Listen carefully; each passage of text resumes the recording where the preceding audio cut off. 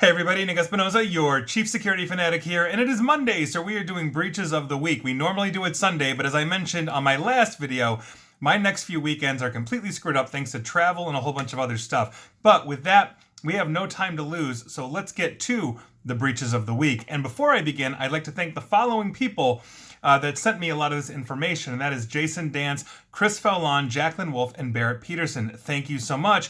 And with that, let's get moving, because first we're going to start with Ecuador's largest bank, Banco Pichincha. I believe I'm pronouncing that correctly. They suffered a cyber attack that disrupted operations and took their ATM and online banking portals offline. The cyber attack occurred about 2 weekends ago, causing the bank to shut down portions of their network to prevent the spread of this attack. Now, the shutdown of these systems led to widespread disruption for the bank. As I mentioned, ATMs were down, online banking portals were down, showing maintenance messages and all of that. And sources basically close to this told Bleeping Computer that it was a ransomware attack, and the threat actors had installed Cobalt Strike, rather a beacon of Cobalt Strike, into the network to gain access. So it looks like it was most likely a ransomware attack, but hopefully Ecuador's largest bank will be back on their feet. Moving on. Let's talk about technology giant Olympus. Let's flash back to September real quick, because they said in a brief statement that they were currently investigating a potential cybersecurity incident that was affecting European, Middle East, and African computer networks that Olympus owned. That was a black matter ransomware hit, and as of now, in October, Olympus was forced to shut down their IT systems in the United States, Canada, and Latin America, saying that they recently had a cyber attack again. We are currently not sure if it was black matter, from what I understand. Nevertheless, heads up to Olympus customers and employees. Moving on, let's talk about the University of Sunderland in the United Kingdom. They announced extensive operational issues that have basically taken most of their IT systems down, attributing the problem to a cyber attack. Now, the attack appears to have taken down all telephone lines of their official website, main email servers, library Wi-Fi, on-premise PC and laptop access, printing, and all online portals. And basically, these are ones that students use for accessing things like ebooks, journals, and other services. Basically, they shut the whole dang thing down. It looks like a ransomware attack, although that's not, basically, they're not saying that just yet. So hopefully the University of Sunderland in the UK will get back online. That's crazy. Moving on, let's talk about Thingiverse. Thingiverse, because a database backup from this popular 3D modeling sharing website was leaked online. We're talking 228,000 email addresses, full names, addresses, and passwords stored in unsalted SHA-1 or bcrypt hashes. So if you have an account with Thingiverse, it's probably worth your while to go over to Have I Been Pwned by Troy Hunt, search for your email address, see if it's there, and obviously make sure you are changing your password. Not sure where the leak came from, but if you use Thingiverse, heads up to you, your information is out there.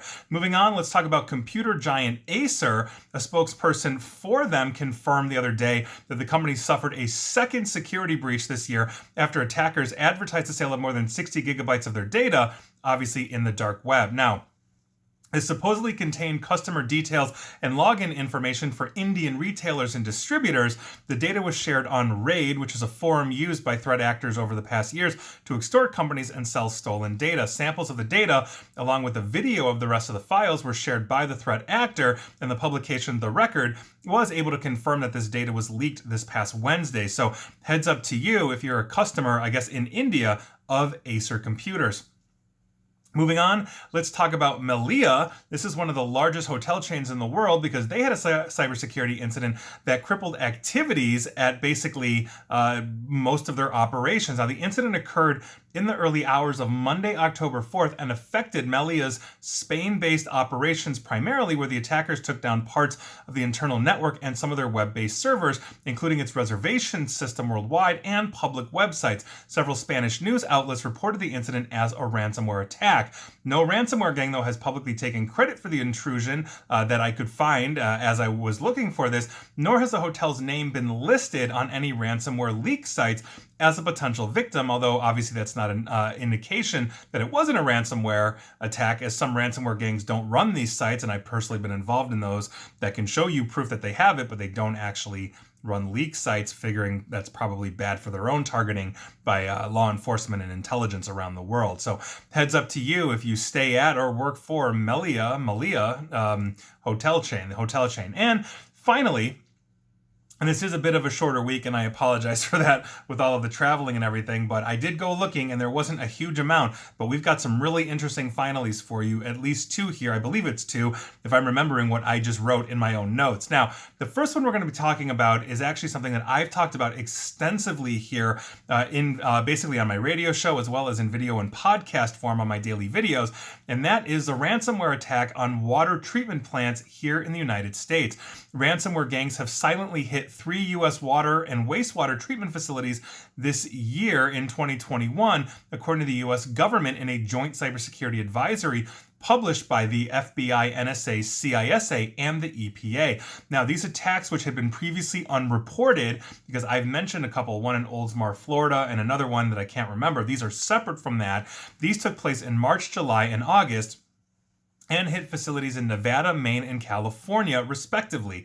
So the attacks basically led to the threat actors encrypting files, aka ransomware, and in one case even corrupting a computer used to control the SCADA industrial equipment deployed inside the treatment plant that's actually going to run the functional operations of that plant. Now, these three new incidents were listed as examples, obviously, of what could happen when water treatment facilities ignore and fail to secure their computer networks. And per my past reporting on this, I can tell you that there are over 50,000 individual water and wastewater treatment facilities or districts within the United States. Obviously, multiple states have multiple water districts, depending on where the water is. Some are heavily populated, some are not.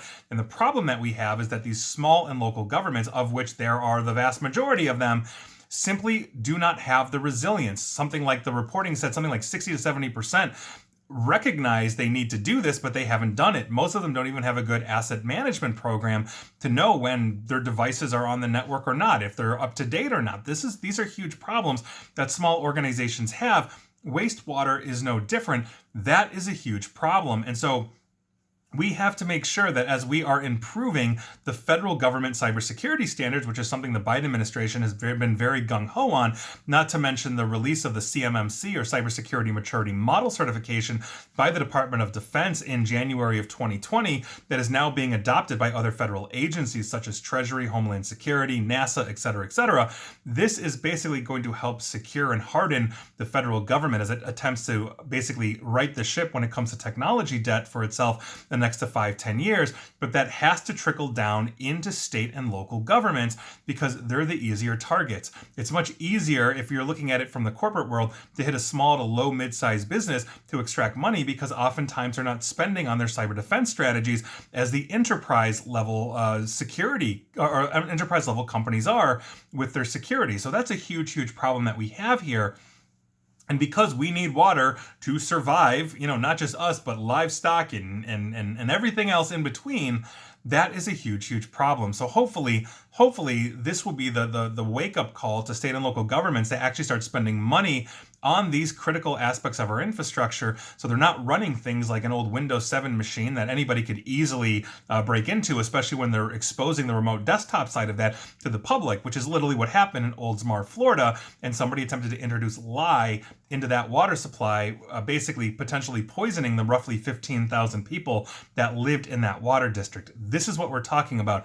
That's a huge problem, and that is why it's one of your finalies of the week. And so if you've got a local water district, make sure you're spending money, especially if you're in a position to do so, to make sure it's secure. And the other finally we have for you today is an unnamed bank in the United Arab Emirates. And this is something I've also been talking about as being a much larger and potential issue that we are going to have to face in the upcoming years. And this is what happened in 2020, because a bank manager in the United Arab Emirates received a call from a man whose voice he recognized. It was his director at a company, and he'd spoken to this director before. Now, the director had good news. His company was about to make an acquisition, and so he needed the bank to authorize some transfers to about $35 million. Now, the lawyer for this, named Martin Zellner, had been hired to coordinate the procedures, and the bank manager could see in his inbox that he had emails from both the director and Zellner confirming that they indeed needed to move the money and also where to send the money. The bank manager, everything looked legit to him, so he began making the transfers.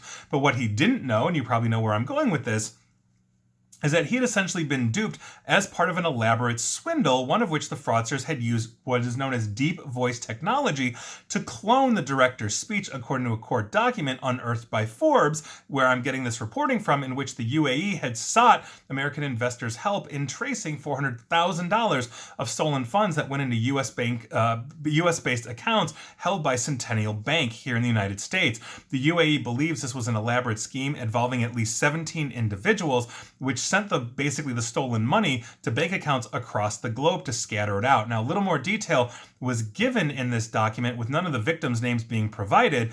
The Dubai Public Prosecution Office, which is leading the investigation, has not responded to requests for comments at the time, basically, that Forbes published this. Martin Zellner, the US-based lawyer, had also been contacted for comment, but Forbes had not received a comment from Mr. Zellner at the time of publication.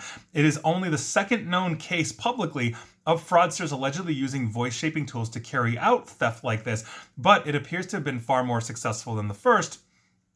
And at that one, basically, criminals used the tech to impersonate the CEO of a UK-based energy firm and attempted to steal $240,000 in 2019, and that's according to the Wall Street Journal. And so this is something that we are going to have to contend with, as we have seen, and I've talked about this, as I mentioned, in video, on my radio show, in podcast form as well, deep fake technology, whether it's videos that are used to extort you, meaning, hey, here's a video of you in an adult situation, and it's not you, but it's definitely your head slapped on somebody else's body, but it looks very, very convincing, or it's deep voice, which is a huge problem, especially when you're talking about rather public chief executives or chiefs in an organization, meaning, if your CEO is essentially going on, CNBC to talk about whatever, or is doing a podcast of his or her own or something along those lines, it's very easy to basically take that voice, ingest that into an artificial intelligence, and start spitting out natural sounding conclusions. So as you are talking on the phone, you're actually talking in the voice of that CEO